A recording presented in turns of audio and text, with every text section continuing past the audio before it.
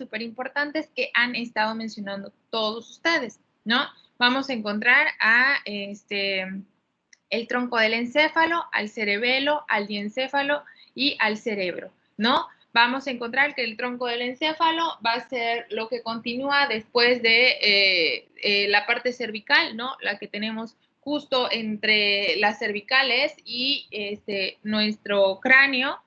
Y esta va a dividirse, ya saben, como yo les decía, creo que en alguna clase les mencioné como Dora la exploradora, ¿no? Bulbo raquídeo, puente, mesencéfalo, o sea, de abajo hacia arriba va a ser bulbo raquídeo, puente y luego mesencéfalo, ¿ya? Luego de eso vamos a encontrar aquí en una parte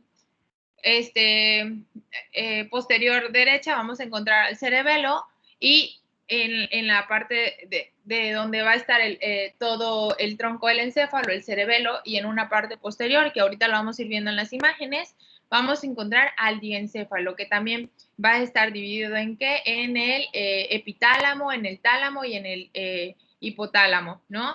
Cada una va a tener obviamente una función y lo que vamos a encontrar después de todo eso va a ser al cerebro, ¿no? A nuestra masa encefálica, que nuestra masa encefálica va a tener áreas motoras que van a tener una función en específico, ¿ya? Unas van a ser áreas sensitivas, otras van a ser áreas motoras y otras van a ser áreas de asociación, ¿no? Las vamos a ir viendo una por una, ya saben, hago como el desglose de cada uno. Y otra de las cosas es que vamos a encontrar dentro de nuestro cráneo, va a ser a este líquido cefalorraquídeo. Este líquido cefalorraquídeo se va a formar en los plexos coroideos y circula en los ventrículos laterales. Específicamente en el tercer ventrículo, el cuarto ventrículo, el espacio subaranoideo y el conducto del epíndimo. Y la mayor parte de este líquido cefalorraquídeo se va a absorber hacia la sangre por las vellosidades aranoideas del seno sagital superior. Este líquido cefalorraquídeo, por ejemplo, cuando ustedes vean incluso en los pacientes con, ¿cómo se llama? Hidrocefalia. Lo que hay en los pacientes con hidrocefalia es alguna falla que está haciendo que no se va, este líquido no se reabsorba, ¿no? Y lo que va a hacer que la cabecita del niño empiece a agrandarse. ¿Por qué? Porque se va a llenar de líquido cefalorraquídeo. Lo que hay ahí dentro no es que el cerebro haya crecido más, no. Lo que hay es líquido cefalorraquídeo. A esos niños, por ejemplo, les ponen unas válvulas que van a hacer que todo este líquido cefalorraquídeo pueda ser, obviamente, expulsado del cuerpo. Les ponen unas valvulitas y lo que hace es eso. Y ojo, esos van a ser uno de nuestros pacientes así clásicos que vamos a tener, porque obviamente en la cirugía a veces hay afecciones que se dan, ¿no? Porque tocaron algún, ¿cómo se llama? Porque hubo como, el hecho de que pusieran la válvula hizo que tocaran tal vez alguna otra parte del encéfalo o del cerebro que pudo inhibir alguna función. Y entonces, además de tener hidrocefalia, vemos en estos pacientes que vamos a tener un paciente tal vez con parálisis cerebral o que va a tener alguna de nuestras áreas motoras dañadas. Y por tal, dependiendo también de a qué área haya estado dañada, va a ser obviamente la afección motora sensitiva o de asociación que vamos a tener que no va a estar funcionando bien, ¿no? Y este líquido cefalorraquídeo no está nada más porque sí, va a tener una función en especial. ¿Cuál va a ser esas funciones? Va a proveer la protección mecánica y química y también va a permitir la circulación de los nutrientes, obviamente, que llegan hacia dónde? Hacia nuestro cerebro, ¿ok? Y entonces, les decía, vamos a encontrar principales funciones del cerebro. Yo les decía, vamos a encontrar al tronco del encéfalo, al cerebelo, vamos a encontrar al diencéfalo y vamos a encontrar al cerebro, ¿ok? Vamos a iniciar, como les decía, vamos a hacerlo modo Dora. Cuando encontramos al tronco del encéfalo, lo que va a pasar es que lo primero que está va a ser el tronco, el bulbo raquídeo, el puente y luego el mesencéfalo. Y vamos a ir viendo uno por uno. Miren, Están señalados, se los paso rápido para que lo vean y nos regresamos a esta. Bulbo raquídeo, y si le doy a la siguiente, miren, arribita va a estar puente y arribita va a estar el mesencéfalo. Todo esto es el tronco del encéfalo, ¿ok? ¿Estamos de acuerdo hasta acá? Ubicamos las partes importantes. Ok, ¿qué va a contener el bulbo raquídeo? Va a contener tractos sensitivos y motores, ¿ok? Y nos damos cuenta que el puente también y el mesencéfalo también. Entonces, los tres van a estar siempre en total, ¿cómo se llama? Vamos a tener siempre a estas estructuras con una función súper importante, porque cuando nos mencionaba su compañero Wallace,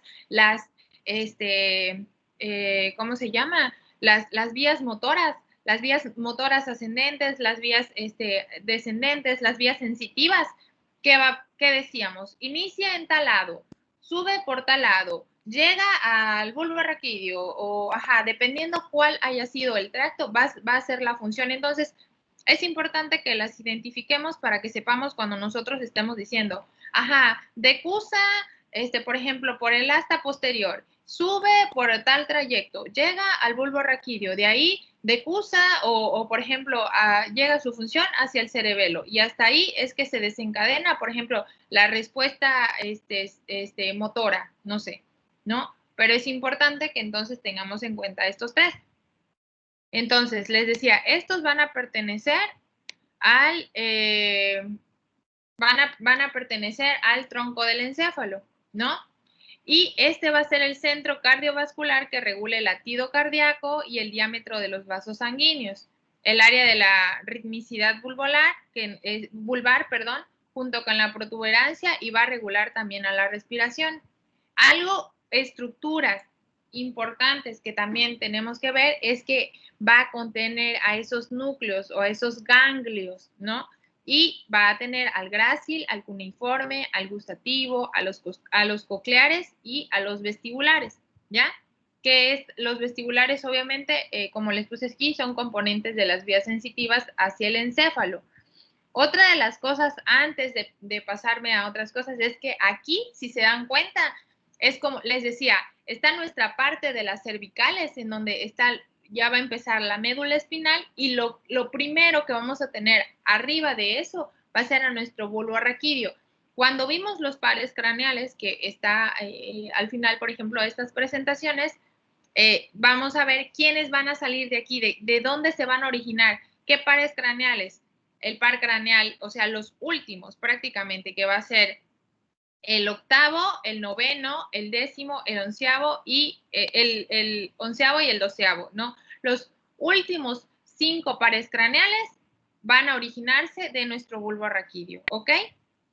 Y otra de las cosas importantes es que otro de nuestros núcleos o de nuestros ganglios, en el caso del olivar, va a ser del olivar inferior, va a proporcionar instrucciones que utilice el cerebelo para adaptar la actividad muscular, por ejemplo, cuando se aprenden nuevas habilidades motoras. Esto es como muy importante. Yo, si fuera estudiante, tendría un cerebrito, o bueno, haría un cerebrote muy grande. Y en ese cerebrote, dependiendo, por ejemplo, en el bulbo, yo le pondría las funciones, ¿no? ¿Qué hace? Va, cuando se aprenden nuevas habilidades motoras, ¿en dónde se va a dar? En el bulbo raquídeo, ¿no? Pero esta información, por ejemplo, ¿de dónde va a venir? Por ejemplo, del cerebelo. Eso lo podría poner como en un puntito abajo, ¿ok? Pero como para que vayamos relacionando y cuando de verdad tengan esto y vean, ya les toque a ustedes atender a un paciente y vean que hay algo que está alterado, van a decir, a nivel cerebral, esta es la parte que tiene dañada este señor o esta muchacha, ¿no? Entonces es importante eso, ¿no? Otras cosas que se van a dar, ¿no? Y que estos núcleos que les acabo de mencionar, van a regular, van a ser los reflejos del vómito, la deglución, el estornudo, la tos y el hipo. Entonces, imagínense cuando yo les decía, cuando hay alteraciones de la deglución porque hay algún daño neurológico, ¿de qué vamos a estar pensando? También vamos a estar pensando que hubo alguna afección en el bulbo raquídeo. Además, nunca solo piensen que el cuerpo se daña a nivel, ok, Si no muevo la mano, ¿qué es lo que tengo alterado? Los músculos, los huesos y los tendones de la mano. Ajá. No es solo los tendones de la mano, porque estos tendones de la mano, estos músculos y todo lo que hay acá se mueven porque acá arriba ya se está enviando ya se está enviando la información. Por eso cuando nosotros tenemos técnicas, por ejemplo, de inhibición o que empiezas como a estimular al músculo, empiezas a hacer ciertas técnicas que sí se dan a nivel motor, pero están estimulando están estimulando al cerebro. Por ejemplo, cuando ustedes vean las técnicas de cepillado rápido, de por qué al paciente le debo de pasar una tela suave o por qué al paciente le debo de pasar una tela áspera, ajá, porque por ejemplo la tela áspera el paciente empieza a sentirlo y lo que va a empezar a hacer es como la contracción de la mano, ajá, todo tengo que empezar así también en este caso, por ejemplo, en el caso de la deglución, ¿no? Cuando nuestra deglución está inhibida, tengo que hacer como, ajá, buscar como algún estímulo que esté llegando hacia mi bulbo raquídeo y que de alguna u otra forma yo pueda estar estimulándolo para que yo vuelva a obtener tal vez esa función, ¿no? Y hablábamos que en el tronco encefálico también se va esta formación reticular, ¿no? Obviamente, como es del todo el tronco encefálico, vamos a incluir al puente y al mesencéfalo y una parte del diencéfalo y que va a cumplir qué funciones, funciones de los estados de conciencia y los estados al despertar, que son como más estados de alerta, ¿ok? Y bueno, vamos a encontrar, les decía, los tres van a ser tractos sensitivos y motores. Vamos a encontrar, por ejemplo, aquí otros núcleos que van a tener, obviamente, impulsos nerviosos de áreas motoras de la corteza cerebral al cerebelo. Esto va a estar siempre como muy en contacto con las funciones que va a desencadenar o enviar el cerebelo o viceversa, ¿no? Y va a contener algo súper importante en el puente. En el puente siempre tenemos que, cuando ustedes les decía la otra vez, ¿cómo vamos a trabajar el equilibrio? Cuando trabajemos el equilibrio, que va a haber una afección también de esta parte de del puente, ¿no? ¿Por qué? Porque ahí es donde están nuestro paquete de los núcleos vestibulares, ¿no? Y que van a formar parte importante de de la vía del equilibrio. ¿Hacia dónde? Obviamente hacia nuestro encéfalo, hacia nuestro cerebro.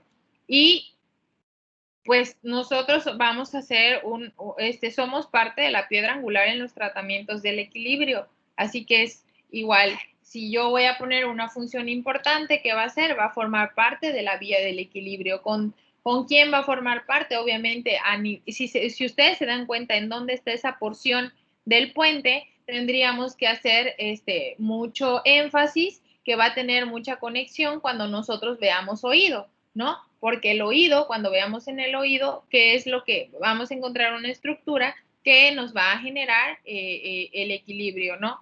Que en conjunto, les decía, no todo se hace solo. Vamos a tener una función importante del puente. Y bueno, otra de las cosas que ya habíamos dicho es que va a intervenir en el control de la respiración, porque esta misma estructura que aquí para su estudio la dividimos también en estas partes, si ustedes se dan cuenta, el bulbo raquídeo regulaba la respiración, ¿no? Y entonces, lo que va a hacer también va a ayudar a esa regulación, a ese control de la respiración. ¿A quiénes vamos a encontrar aquí? Si ustedes se dieron cuenta, en el anterior también el octavo par craneal salía se originaba en el bulbo raquídeo, pero como es la porción más cercana al puente, por eso es que está ahí, pero vamos a encontrar al quinto, al sexto, al séptimo y al octavo par craneal, ¿ok? Y en el mesencéfalo vamos a encontrar que va a ser la misma, ¿cómo se llama? Parte de todo tronco encefálico, vamos a encontrar a colículos superiores. ¿Y estos qué van a hacer? ¿Qué función van a tener? Acuérdense, a nosotros como fisios nos interesa conocer las partes, nos interesa conocer las estructuras, pero nos interesa conocer mucho más la funcionalidad, porque nosotros en todos nuestros objetivos generales de todos los pacientes, independiente de lo que sean, va a ser mejorar la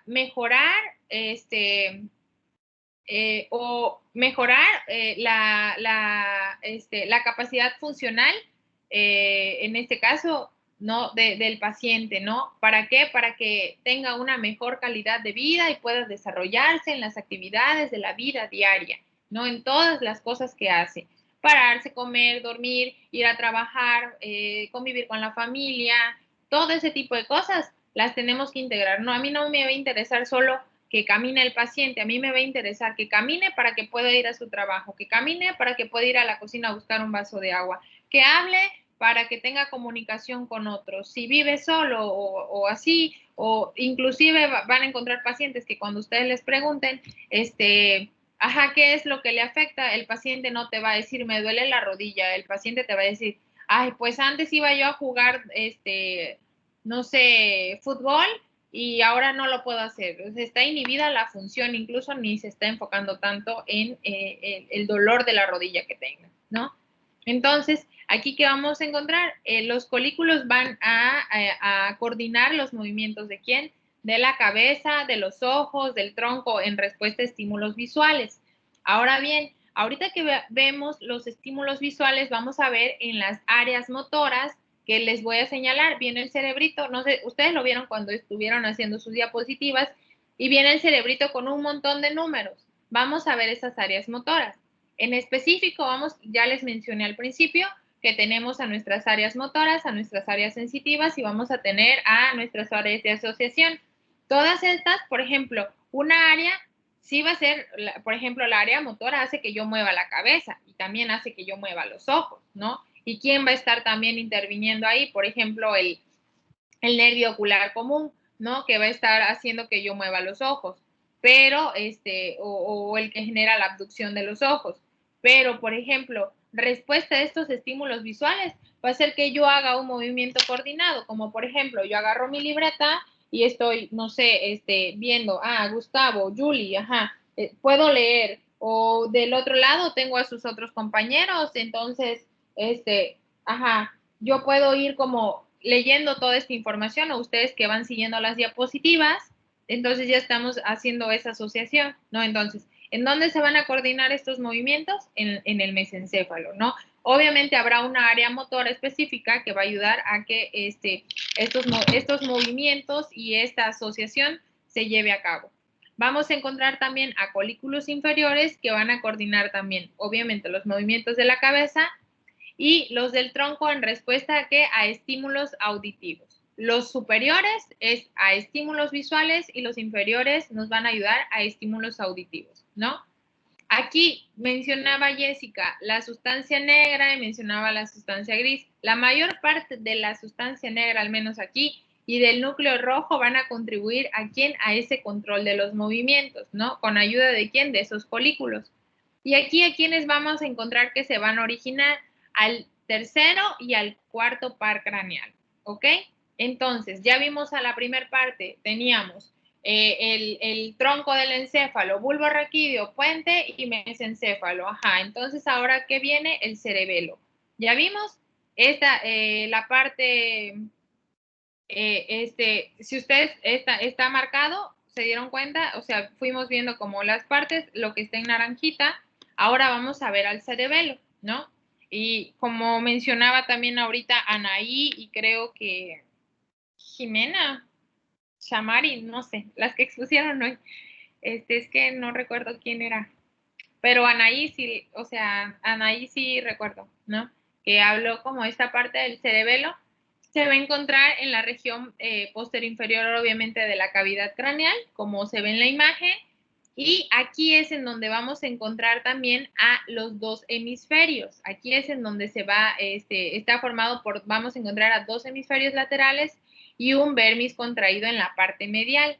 ¿Cuál va a ser la función de este cerebelo? Va a suavizar y a coordinar las contracciones del músculo esquelético. Cuando haya alguna, ¿cómo se llama?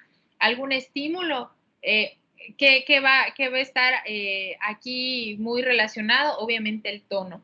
Va a regular a la postura y al equilibrio, que va a ser algo de, vamos a ver, ya les decía, de manera integral como todo. Entonces, cuando veamos, por ejemplo, la parte del músculo, vamos a encontrar, supongo que con el maestro, no sé, van a ver que los músculos paravertebrales van a ayudar, ¿no?, a la estabilidad de la columna, ¿ok? Pero ese es a nivel motor. A nivel cerebral, ¿qué va a estar?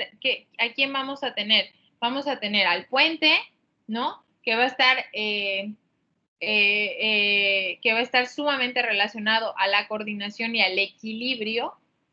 Ya les decía que más adelante vamos a ver que en el oído va a estar la parte más importante del equilibrio, pero aquí también se va a regular la postura y el equilibrio. Entonces, ya vemos que no solamente el equilibrio lo hace una sola estructura. Estamos viendo que hay otras estructuras que van a intervenir.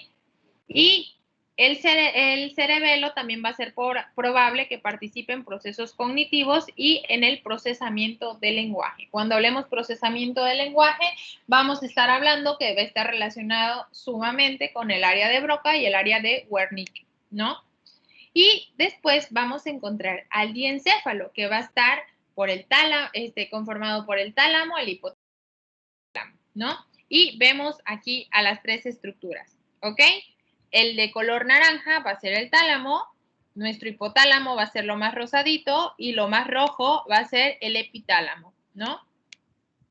Y entonces el tálamo va a transmitir casi toda la información sensorial. ¿Hacia dónde? Hacia la corteza cerebral. Va a contribuir a qué funciones motoras, a transmitir la información desde el cerebelo y a los núcleos basales hasta el área motora primaria de la corteza cerebral. Ahorita que veamos las áreas motoras primarias, describe obviamente cada una de las funciones. Se las puse, creo que es lo siguiente, ¿no? Y también va a desempeñar la función del mantenimiento de la conciencia, ¿ya? Para aquellos que en el examen, no sé, unos me pusieron que el tálamo, el hipotálamo, los que buscaron la información en internet y la copiaron tal cual estaba porque no pudieron poner, ni leer y poner la respuesta que debía y me pegaron así todo el párrafo, muy mal, ¿no? Entonces, al menos esta del tálamo es la que tiene el mantenimiento de la conciencia y la otra porción que va a ser el hipotálamo, que era el hipotálamo, va a controlar toda esta, va a integrar toda la información, toda la actividad que se dé de quién, del sistema nervioso autónomo, ¿no? Va a producir hormonas liberadoras e inhibidoras, va a regular patrones del comportamiento y emocionales. El hipotálamo, ya decía, mencionaba, ¿cómo se llama? Su compañera Anaí, enojos, tristezas, todas las emociones que podamos sentir, miedo, y se va a dar en dónde, en esta parte del hipotálamo, todas esas emociones. Imagínense esos que están todos enamorados, su hipotálamo está a todo lo que da, ¿no? Se está así secretando hormonas como no tienen ni idea. Y va a contiene los centros de alimentación y de la saciedad.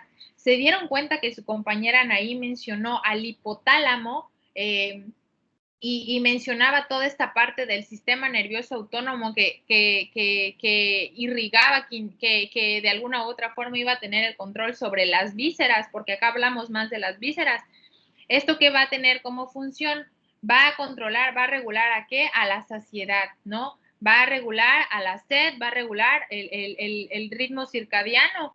¿Por qué? Porque el sistema nervioso autónomo va a estar totalmente relacionado a nivel visceral. Entonces, ¿pero quién va a estar haciendo esta función? El hipotálamo, ¿ok? Entonces, nosotros no pudiéramos comer. Incluso cuando algo te gusta, tu cuerpo tiene que llegar a un nivel de saciedad. Y vuelvo a lo mismo, regreso. Estoy con mi nivel de saciedad porque ya el hipotálamo llegó la información, ok. Pero también a nivel muscular, o sea, yo tengo todo mi estómago con una expansión, ya tengo un montón de, de hormonas que se empiezan a liberar, algunos otros receptores que ya captaron, ¿no? Que se hizo una expansión hasta de mi tronco, ¿no? En la parte torácica, de la parte abdominal, mis músculos abdominales, pero eso tiene que volver a regularse, ¿ya? Entonces, parte de esa regulación, parte de volver a nuestro estado normal y que hay ese proceso, ¿no? De homeostasis, porque en algún momento vamos a volver a comer. O sea, está muy claro el dicho que dice no comas para morir, porque realmente tienes que volver a comer, ¿no? Si te gusta algo, pues lo comes, te sientes saciado y vas a comerlo tal vez un poco más tarde. Ahora bien, por ejemplo, cuando vemos que hay esa inhibición del apetito, cuando vemos o de esas cuando vemos patrones en ¿cómo se llama? De estos trastornos alimenticios, vemos, por ejemplo, la que come y come y come y luego quiere vomitar y todo, de alguna u otra forma también le están haciendo esta parte o sea, daño a esta parte del cerebro, ¿no? Porque como les mencionaba, estas son cuestiones normales que se deben de dar en todas las personas, que los humanos tenemos este nivel de saciedad. ¿Ya? Entonces, ¿por quién va a estar regulada? Por el hipotálamo. Ya les decía, todo lo que esté alterado es porque hubo daño de donde se origina esa función, ¿ya? Y entonces vamos a encontrar después al hipotálamo. Y el epitálamo va a estar formado por la glándula pineal, que va a secretar melatonina y los núcleos avenulares. Y vamos a encontrar a las tres áreas. Aquí es en el epitálamo, es en donde encontramos, por ejemplo, las tres áreas que les venía mencionando. Obviamente encontramos en toda la parte del cerebro áreas motoras sensitivas, pero por ejemplo aquí, en las áreas sensitivas van a intervenir en la percepción de la información sensitiva. Ok, yo sentí calor, ¿ya? Toco mi mesa y yo siento calor. La área motora dice que controla la ejecución del movimiento voluntario. Sentí calor, toqué la computadora, estaba muy caliente y quité mi mano, ¿ya? Pero para que yo haya quitado la mano, ya a nivel cerebral hubo ese estímulo que me dijo que yo quitara que yo quitara mi mano de ahí. ¿Por qué? Porque me iba a quemar, porque mi área de asociación ya integró todo y como menciona aquí, va a tener, ¿cómo se llama? Funciones complejas como la memoria, la personalidad y la inteligencia. Algo que, por ejemplo, en ese estímulo al menos, me hizo daño, pues no vuelvo a regresar. Es incluso como con el novio. O sea, si el novio me pega, me voy a quitar de ahí, me voy a ir. Pero mi área de asociación hace que no solamente la memoria me diga, yo no voy a querer volver a estar con esa persona. Vas a tener otra área más compleja que te va a decir, yo soy totalmente independiente o puedo irme, por ejemplo, a algún otro lugar que seguir viviendo con esa persona. ¿Y qué van a ver? Van a ver, por ejemplo, también áreas de asociación que ya intervienen, no sé, en cuestiones psicológicas, pero que te van a hablar, por ejemplo, de la personalidad. Esta chica tal vez no va a querer tener una relación a corto plazo o tal vez va a tener que vivir algún proceso de duelo, lo que haya sido, pero todo esto se va a dar porque somos la máquina perfecta. De verdad, no hay nada más, no hay palabra más clara en lo que yo pueda describir que de verdad somos la máquina perfecta. Cada una de nuestras estructuras tienen una función así padrísima, ¿no? Y aquí vamos a encontrar a los núcleos basales que van a ayudar a iniciar y a concluir los movimientos. Importante, núcleos basales van a ayudar a iniciar y a concluir nuestros movimientos. Entonces, cuando llegue alguna, ¿cómo se llama? Cuando llegue algún estímulo, en donde, ¿qué va a ser lo que me va a enviar como la respuesta de que yo vaya a quitar mi mano y después que la quite, ¿no? Lo hago y lo quito. Ok, ¿quién va a ser? ¿Quién va a estar también siendo responsable de esto? Estos núcleos basales. Así como también van a suprimir los movimientos no deseados y van a regular a quién, al tono muscular. El tono muscular siempre va a ser como la respuesta en el que el músculo va a tener una respuesta al movimiento, ¿ok? Y aquí vamos a encontrar también al sistema límbico, que ya lo vimos con Jessica, lo vimos con Anaí y otros de sus compañeros también lo mencionaron, no recuerdo si Julie o... Ajá, El sistema límbico va a estimular, les decía nuevamente, a las emociones como el placer, el dolor, el miedo, el enojo, ¿ya? Y ya vimos entonces al tronco encefálico, al cerebelo, al diencéfalo que estaba conformado por el epitálamo, el hipotálamo y el tálamo. Y ahora, ¿quién tenemos en la parte superior? ¿Qué es lo que tenemos? ¿Qué es lo que llena nuestro cráneo? Vamos a encontrar al cerebro, ¿no? Y este cerebro, como bien lo dice la diapositiva, es la parte más voluminosa del encéfalo. Vamos a encontrar que todas esas líneas que vemos van a ser esas circunvoluciones, las fisuras y los surcos, ¿no? Y vamos a encontrar que va a estar dividido, como también ya lo mencionaron sus compañeros, en 4 lóbulos. El frontal, el parietal, el temporal y el occipital, ¿ok? Y aquí vamos a encontrar a quién, debajo del cerebro, a quién vamos a encontrar a esa sustancia blanca, ¿no? Y va a estar formado por quién, por axones mielínicos, amielínicos, que se extienden hacia otras regiones. Que creo que en la información que yo les mandé, también en la que expusieron el equipo de Asís, también mencionar, ¿no? Que era tan importante mencionar lo de los axones. ¿Por qué? Porque estos axones, todo lo que va a estar en ese callo, de hecho venía en el examen, todo ese cuerpo calloso que ¿qué va a tener? Va a tener a esos axones, ¿no? Y entonces, al menos aquí, ¿en dónde van a estar? Debajo de esa masa encefálico, ¿no? Y, mande. ¿Esos axones amielínicos qué hacen? Oh. Los axones mielínicos y No, los amielínicos. los amielínicos como una función en específica. O sea, No. hacen lo mismo. Tienen una función coordinada con los mielínicos y van a tener como esta función importante para que se dé la sinapsis, ¿no? Pero son porciones de las dendritas, de los axones de la neurona como tal. O sea, como una función en específico, no la tienen como una función, o al menos, digo, en lo creído, tienen como esa función integradora en la parte de los axones. Ahora, cuando escuchen, por ejemplo, un axón que es 10 melinizado o algo así, es porque ya perdió su función. Está como que ya no tiene ninguna de las funciones que va a estar activando a la sinapsis, y de hecho es mucho de las cosas que pasan cuando, por ejemplo, hay algún tipo de parálisis, ¿no?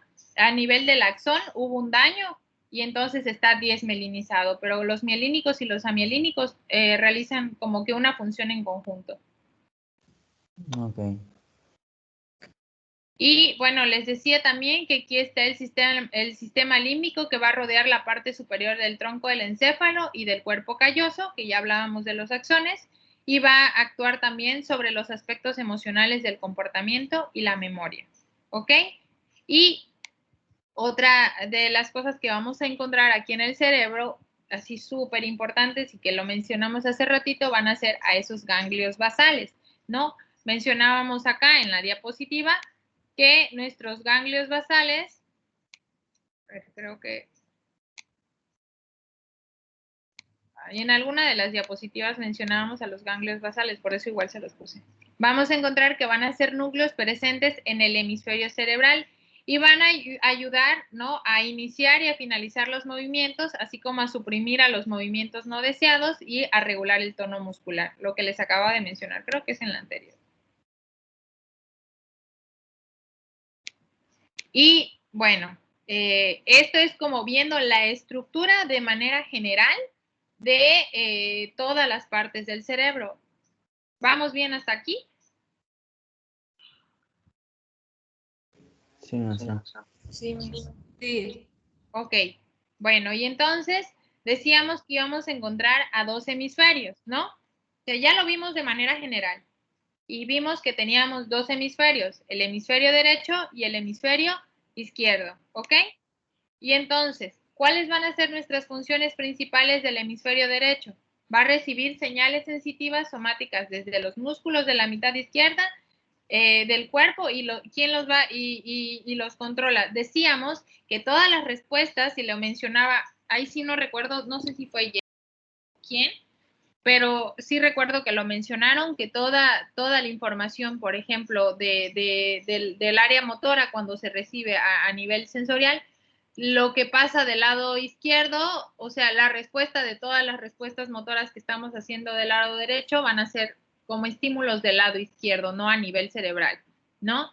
Y aquí, ¿qué vamos a encontrar? Dentro de las funciones vamos a encontrar que se va a dar el conocimiento musical y artístico, o sea, cuando alguien incluso, decíamos, dentro de las funciones, no es que tengas más grande el cerebro del lado derecho, del lado izquierdo, no.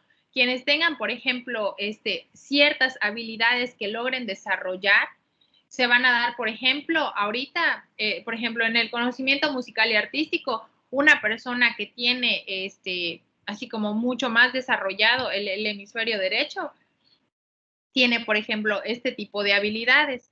Este hemisferio va a dar sentido del espacio y los patrones de la percepción, va a generar, por ejemplo, el reconocimiento de rostros y del contenido emocional de las expresiones faciales. Ojo, lo estamos viendo de manera general, ahorita nos vamos a ir a las áreas motoras, ¿no? Les dije que vamos a ver el cerebrito con todos los numeritos, ¿ya?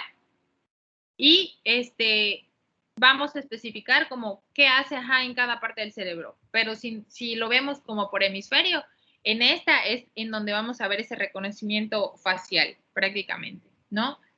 Va a generar el contenido emocional del lenguaje y va a generar imágenes mentales para comparar las relaciones espaciales, además de que también va a identificar y a discriminar diferentes olores. Esto también lo vamos a ver en las áreas motoras, ¿no?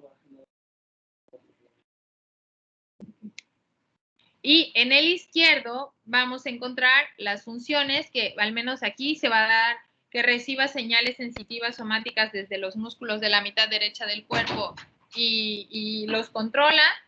El razonamiento, se van a dar esas habilidades numéricas y científicas, la capacidad para utilizar y comprender el lenguaje, así también como se va a dar en esta área el lenguaje escrito y hablado. Esto lo vemos de manera general, pero si vamos dividiéndolo en hemisferios, como qué funciones se desarrollan más en una que en otra. Pero estos hemisferios tienen funciones específicas y vamos a verlas. Si ustedes se dan cuenta, aquí vamos a encontrar al área integradora común, al área de Wernicke, al área de Broca, al área de asociación auditiva, a todas, ¿no? Pero les decía, vamos a dividirlas en áreas sensitivas, en áreas motoras y en áreas de asociación, ¿no? Y entonces, estas áreas, al menos la área sensitiva, va a recibir la información de características que estén vinculadas con la percepción, el conocimiento consciente de una sensación. Las motoras, siempre hablar de motor es hablar de movimiento.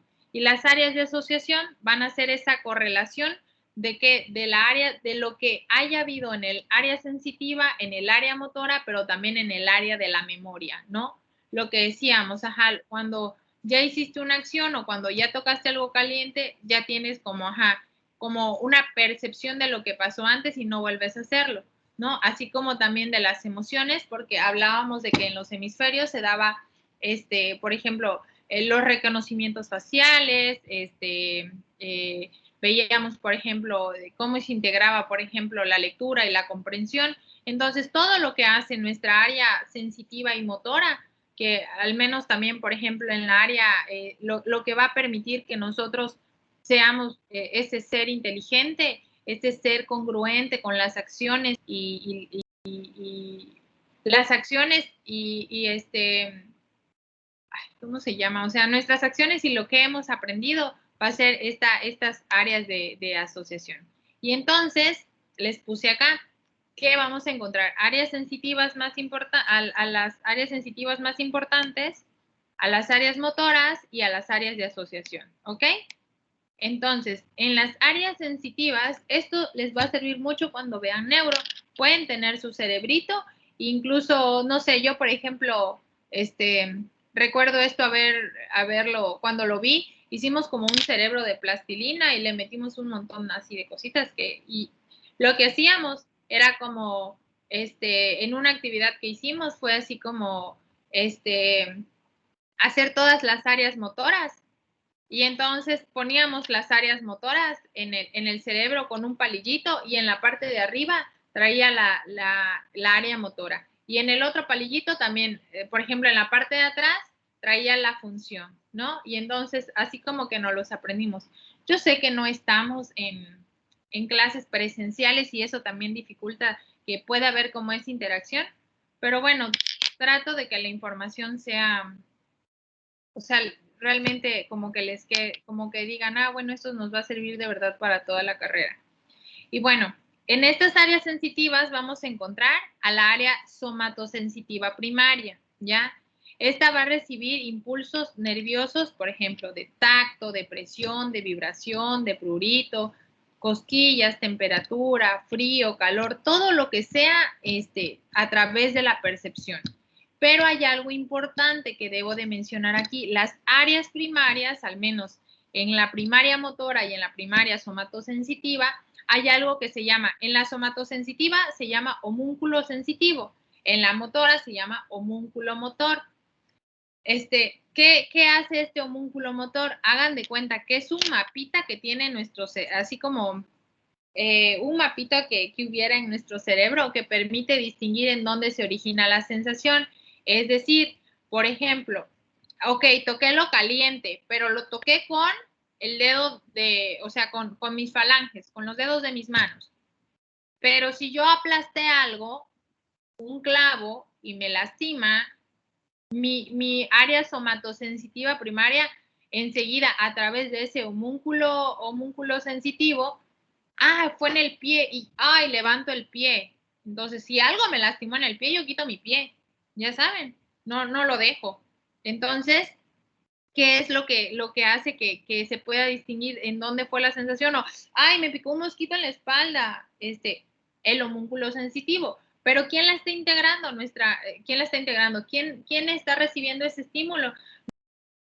Sensitiva primaria, que en el cerebrito lo vamos a encontrar como las áreas 1, 2 y 3, ¿ok? La área visual primaria va a ser el área 17 y su función va a recibir esa función visual y va a estar vinculada con la percepción visual. Solo la percepción, solo lo veo, ¿ya? Solo logro ver. Esto es una lab, ya, es todo. La vi y no pasa más nada porque no estoy todavía en un área de asociación. Yo, veo que es algo que tiene una pantalla, que tiene teclado, tiene un mouse y ya, esta es mi computadora, es mi área visual primaria. Yo estoy escuchando que mi vecino ahorita tiene música, ¿no? Y entonces se va a activar ¿qué área? Mi área auditiva, o sea, solo la está escuchando. Si yo no le presto atención porque yo estoy dando mi clase, pero mi área auditiva está recibiendo ese estímulo que dice, ok, hay algo que está sonando más de lo que yo estoy hablando, ¿ok?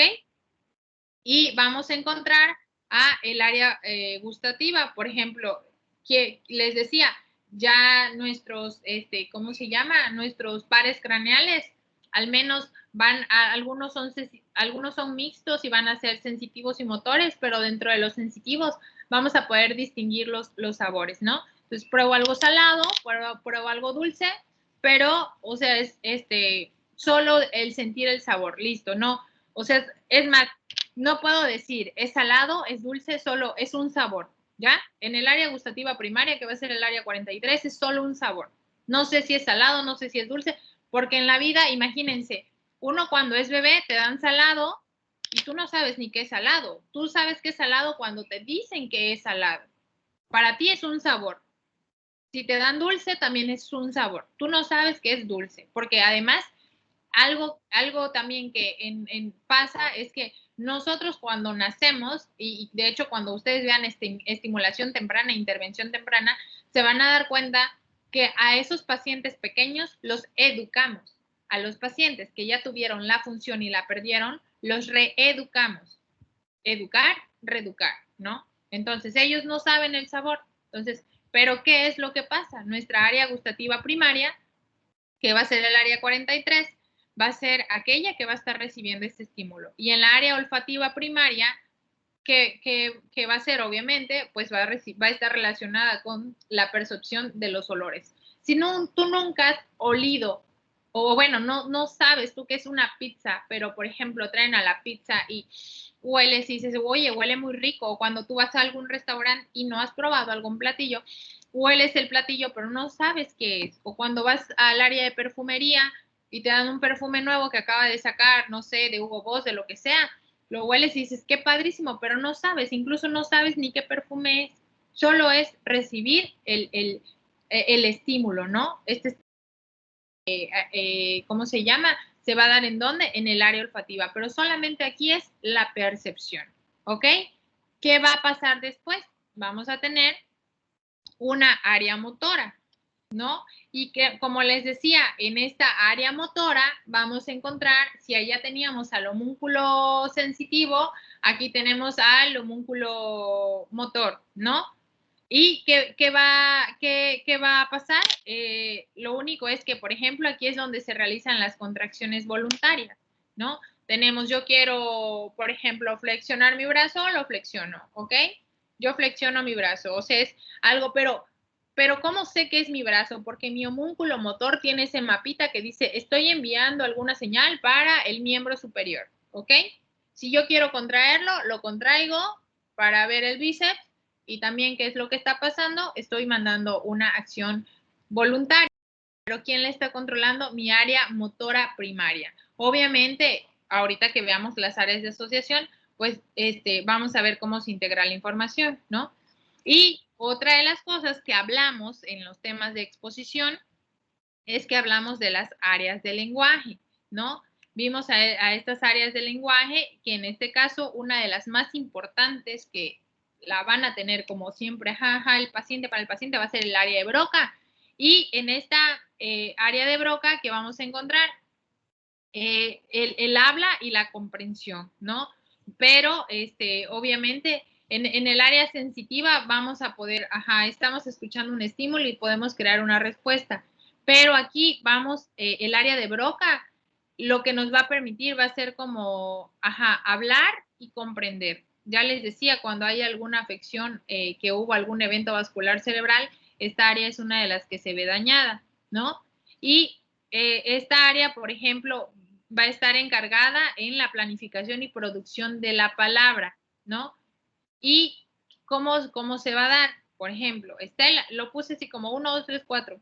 El área del lenguaje se activa, ¿no? Porque yo quiero hablar, ¿no?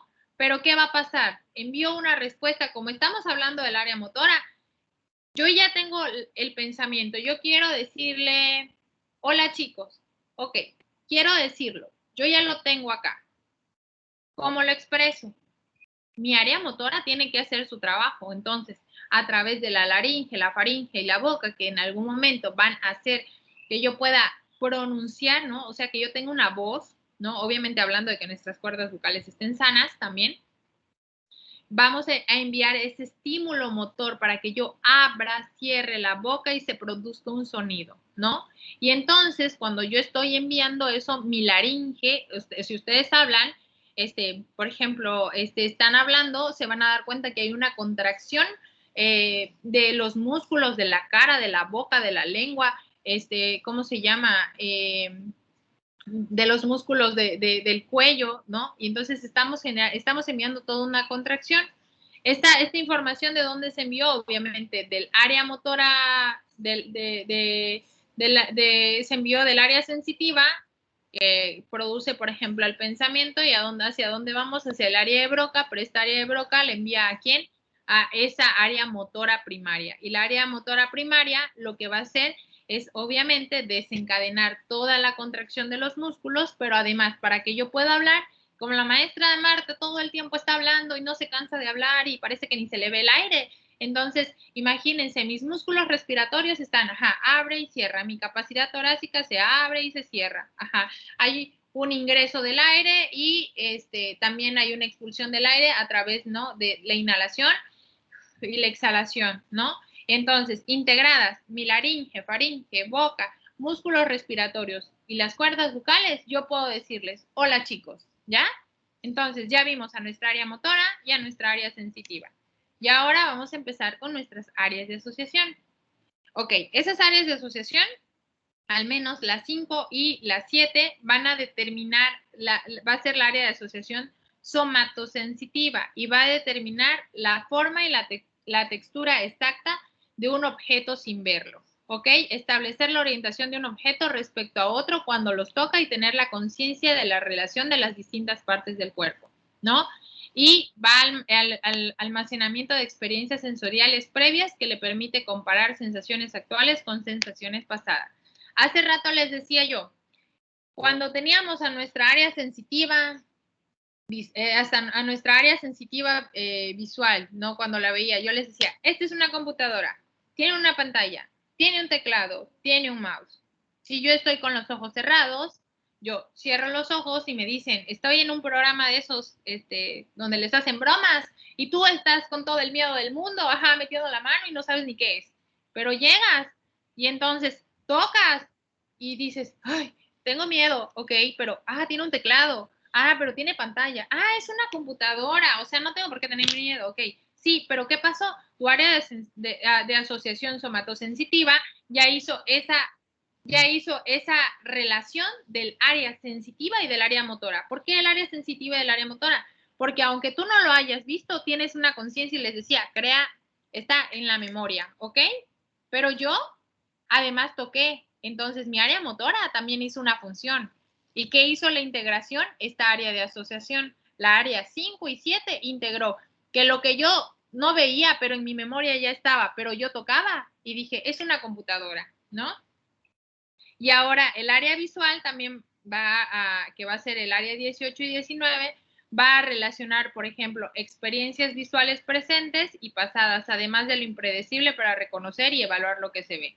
Es decir, no sé, por ejemplo, yo les decía, algo que no haya yo visto antes, o sea, yo no conozco el mar, la gente que nunca conoce el mar, pero por ejemplo, tiene como esa área de asociación cuando siente, incluso, por ejemplo, cuando tú dices, ay, no sé, es muy raro, pero no sé si a ustedes les pasa que de repente ven como algún paisaje y se creen que están en una estación del año, ¿no? Pero la relacionan más o menos como esta área de asociación visual, incluso a varias áreas de asociación, porque por ejemplo, no sé, yo soy de las que digo, ay, hoy huele a diciembre, no sé, o incluso hasta esas áreas de asociación auditivas, por ejemplo, escuchan como, no sé, mi vecino ahorita tiene así una super música y yo diría, ay, o sea, de verdad, estaría yo pensando que como el meme, ¿no? Que estaría yo ahorita en el antro o me hubiera ido de fiesta, pero no, o sea, estoy en cuarentena, estoy encerrada en mi casa y estoy dando clase de manera virtual.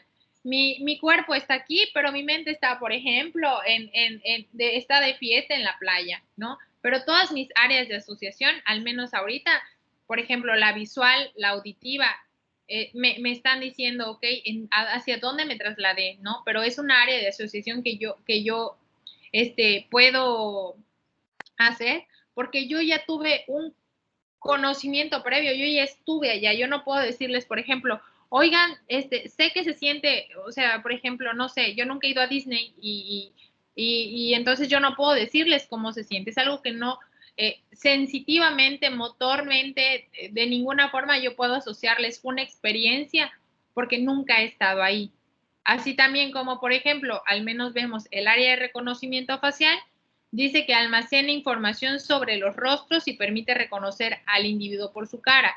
Un ejemplo muy simple les voy a poner, miren, yo crecí con mi mamá, pero mi papá se separó cuando yo tenía 1 año y medio.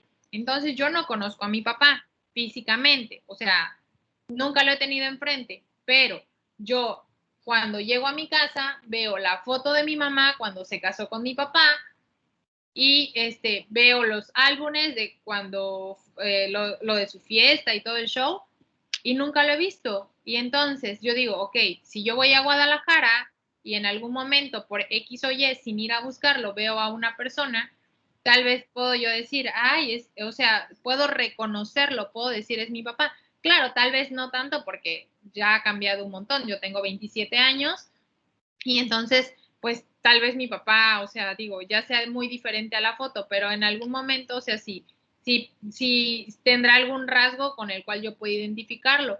¿Quién va a estar haciendo esta función? Imagínense, hasta para eso tenemos esa área de reconocimiento facial, o sea, no solo es visual, es enfocada solamente a reconocimientos faciales, que va a ser el área 20, 21 y 37, ¿de quién? De estas áreas de asociación. Y también vamos a encontrar a otras áreas, como por ejemplo el de la corteza orbitofrontal, que va a identificar a los olores y a discriminar entre ellos.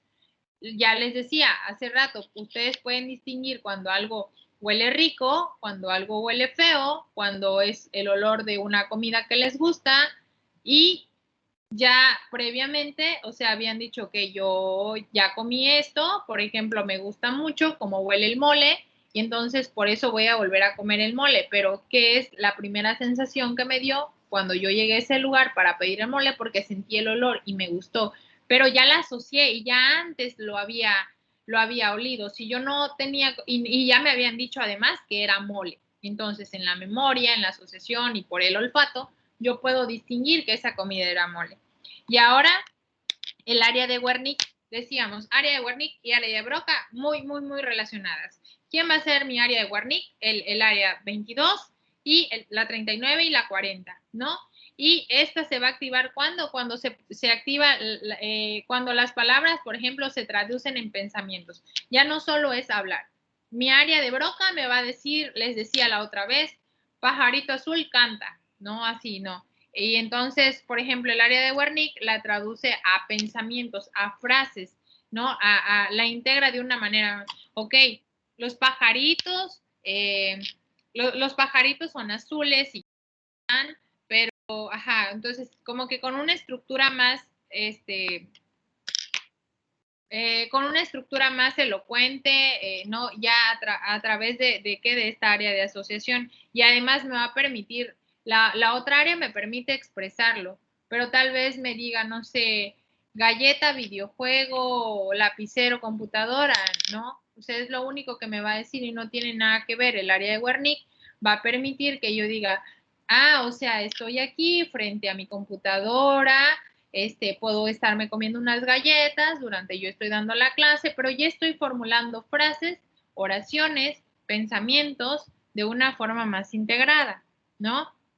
Y también vamos a encontrar a esta área de integración común, que va a ser el área 5, 7, 39 y 40, ¿no? Esta va a tener estímulos ¿cómo se llama? De asociación sensorial, visual y auditiva. Y también de las áreas gustativas, primaria, olfatoria, ¿ya? O sea, va a ser como esta área mucho más completa. ¿Y cuál va a ser su función? Va a integrar interpretaciones sensoriales provenientes de las áreas de asociación e impulsos de otras áreas, lo que va a permitir la formación de pensamientos basado en una variedad de estímulos sensoriales. Hablar de fisiología celular, pues, ¿quién va a ser una de las áreas más? Digo, ustedes están ahorita con el área auditiva, el área visual, ¿cómo se llama? Tal vez el área sensitiva, ¿no? Pero están, por ejemplo, sus áreas visuales y auditiva están así súper activas, ¿ok? Y entonces, para poder responder, para poder hacer, también, no sé, están hablando con su mamá, tienen el micrófono apagado, también está trabajando, por ejemplo, no sé, en las áreas motoras del habla, está el área de Broca, el área de Wernicke y todo. Pero además ustedes están prestando atención a la clase porque dicen, ok, esto yo ya lo había visto con mi compañera Jessica, con Julie, con Gus, con Wallace, con Dani, con Enrique, con Asís, con Jessica, o sea, ya lo vieron con todo, ok, pero yo no lo había relacionado de esta manera, yo no lo había visto de esta manera. Entonces, ahora como nos están haciendo el espacio para generarnos, como por ejemplo la claridad de algunas cosas, estoy poniendo atención y ahora lo estoy relacionando. ¿Quién está generando toda la integración? Esa área 5, 7, 39 y 40. Lo vi, me lo explicó Jessica, me lo explicó Julie, me lo explicó Anaí, me lo explicó Jimena, me lo explicó Fernando. Ok, y la maestra ahora me está dando una información complementaria. ¿Qué pasa? Enriquece su conocimiento, ¿no? Y entonces, integro todo y digo, wow, ahora ya le entendí. O sea, sí está fácil. Ahora sí ya puedo entender cuando me expliquen, por ejemplo, otras cosas. O sea, ya lo ubico, ya no está como tan disperso, ya tengo un montón de información a la que ahora sí le puedo sacar jugo y puedo ser el mejor en fisiología, ¿no? Y vamos a encontrar también a la corteza prefrontal, ¿no? Y va a estar relacionada con quién, con el desarrollo de la personalidad, del intelecto, de habilidades complejas de aprendizaje, de la recuperación de información, de iniciativa, de juicio, perspicacia, razonamiento, conciencia, intuición, humor, en fin. Cuando esta área está dañada, a la persona lo que le va a hacer es que le va, ¿cómo la va a afectar? La va a afectar porque esta persona no va a ser capaz de, por ejemplo, crear una respuesta hacia ustedes, ¿no? O sea, no va a ser capaz de decir, maestra, ¿me puede explicar el tema? La verdad no, porque no es que no lo sepa. La verdad es que no puedo, no, algo a nivel cerebral, o sea, no me lo permite, pero ni eso te voy a poder decir. Simplemente te vas a dar cuenta. O incluso, miren, ¿qué tan fácil pudiera ser este ejemplo? Esa persona que se va a ir de vacaciones incluso no puede ni planificar sus vacaciones. Cuando esta área de la corteza prefrontal está afectada, no puede ni generarte la capacidad de algo tan fácil que para todos, o sea, digo, en cuestiones normales, decimos, es crear un plan para irnos de vacaciones, ¿no? O esa persona que siempre está como malhumorada, esa maestra cada que nos da clase todo el tiempo está reclamando, está diciendo un montón de cosas, todo el tiempo parece que está peleada con la vida. O sea, a veces no es solo esto, a veces hay trastornos que ya son, vaya, cuando estamos hablando de algo, como de algo patológico, que pueden estar afectando. Entonces, no es que su paciente vaya a llegar y les vaya a querer, porque eso sí se los voy a decir, ¿eh? Tienen que estar aquí con mucho hígado, porque se las van a mentar, miren, hasta los niños. O va a haber gente grosera. Es que es parte de, o sea, digo, van a estar en un proceso en el que están perdiendo una función o en el que les pasó de todo y cuando les digan, no sé si les conté a ustedes, pero alguna vez cuando tuve un paciente yo estaba así, estábamos en un asilo, pero esa persona además no era anciana, no sé ni por qué la tenían ahí. Estaba en el área de cuidados intensivos y me tocó ir a movilizarlo. Y recuerdo que le dije, oiga, ¿cómo se llamaba? Ay, no recuerdo el nombre de este señor. El caso es que cuando yo le digo, Hermenegildo, me acuerdo que se llama porque Hermenegildo me da la cabeza. Este señor, me acuerdo que yo le dije, don Hermenegildo, disculpe, le voy a mover el brazo, le voy a mover el bracito, ¿sale? Entonces puede que le duela. Y me quedó viendo y me dijo, ¿qué? ¿El bracito? O sea, no soy un niño. Y, o sea, él tenía razón, estaba consciente, en él no había un proceso patológico, el error fue mío, ¿no? Pero a diferencia de otra persona, que por ejemplo yo tenía un pacientito en el asilo que tenía 102 años, recuerdo, y él se sabía su nombre, de dónde era, todo, él sabía todo, recordaba todo de hace muchos años, que fue marino, que no sé qué, que su hija vive en Italia, todo, ok. Pero lo que había pasado en los últimos días no sabía, a él le había dado un infarto cerebral y había quedado en silla de ruedas, realmente casi no se movía, o sea, en la parte inferior. Entonces estaba en la silla de ruedas, cuando tú querías ir a tocarle las piernas, y le decías, oye, mire, mi nombre es Marta, acabo de venir, soy de la Universidad UJAT, me toca movilizarlo, vine del área de rehabilitación. O sea, tú vas como por primera vez y la verdad es que eres medio babas porque todavía no sabes cómo tener ese contacto con el paciente. Y entonces intento hacer esto, pero el señor de verdad desde la primera vez me empieza a aventar cosas.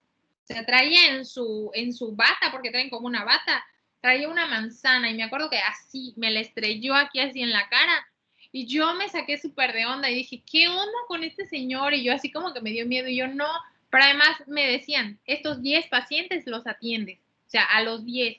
No es que me vayas a traer atendí a 3 porque no se dejó, no, los atiendes porque es parte de la manera de ver como la intervención.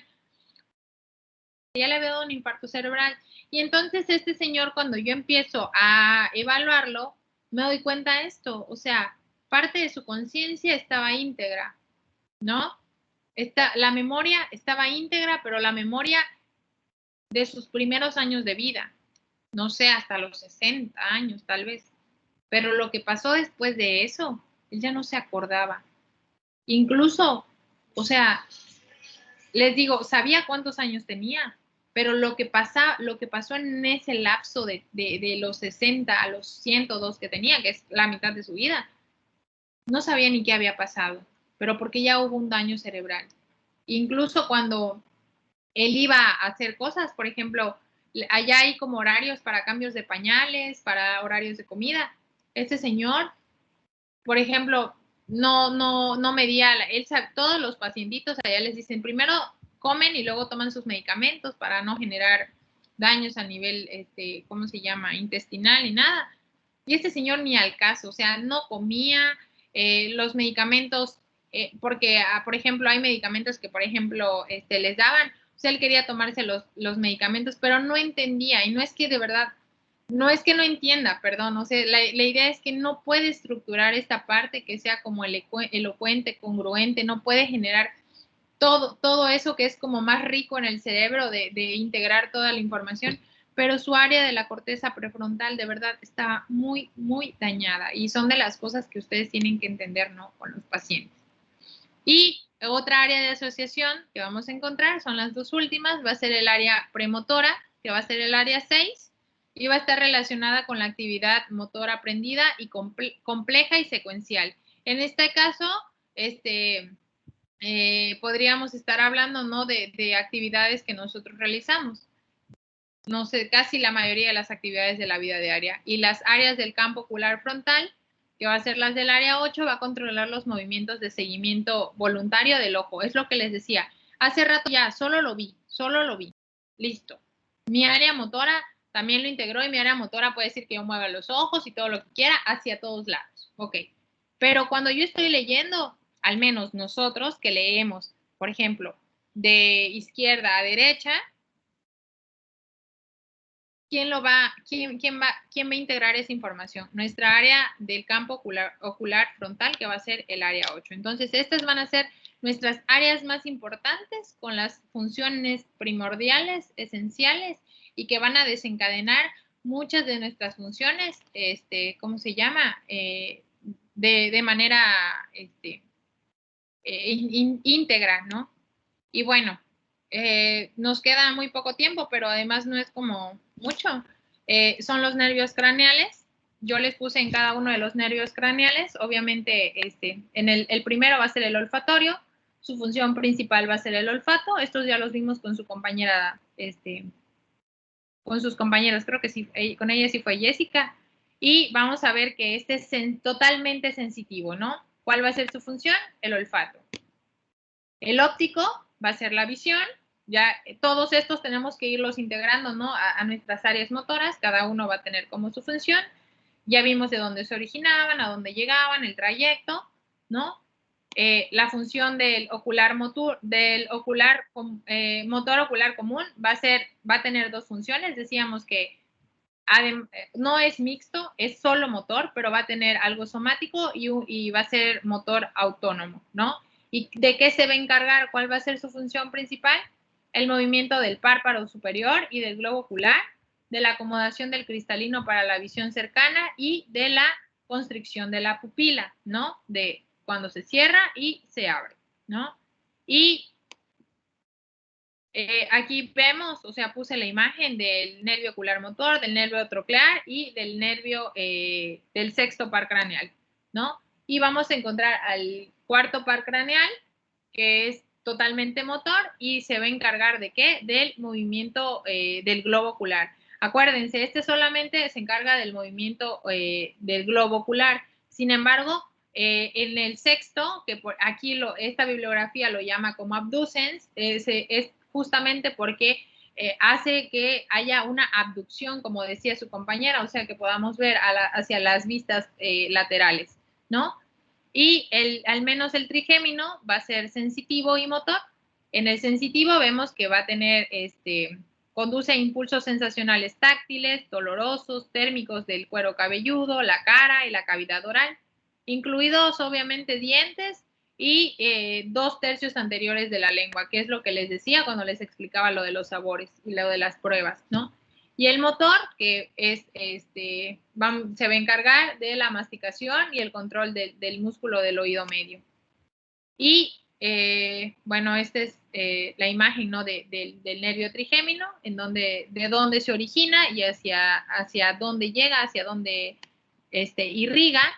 Y bueno, decíamos, el cuarto par craneal se encargaba del movimiento del globo ocular, y también, el abducens, también se va a encargar del movimiento del globo ocular, incluso trabajan en conjunto, pero una va a generar mayor abducción, ¿no? Hacia la vista lateral de los ojos. Y en el séptimo par craneal, que decíamos que era el facial, vamos a encontrar que va a ser mixto, ¿no? A nivel sensitivo, se va a encargar de los 2/3 anteriores de la lengua, de las sensaciones del tacto, dolor y temperatura de la piel en el conducto auditivo externo. A nivel motor, va a tener el control de los músculos de la expresión facial del oído medio, que es lo que les decía, cuando hay alguna parálisis facial, por eso se ve como de manera inmediata afectada toda la gesticulación, ¿no? de las personas. Y va a encargarse también de la secreción de la saliva y de las lágrimas. Incluso cuando vean a un paciente con parálisis facial, hay algo que se llama,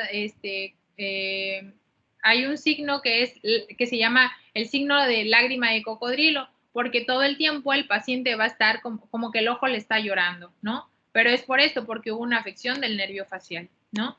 Y el nervio vestibular, que va a ser el octavo par craneal, vamos a encontrar que es totalmente sensitivo y se va a encargar ¿de quién? De la audición y del equilibrio. Ya hablábamos entonces que si el cerebelo, el puente, ya empezamos a integrar, ¿no?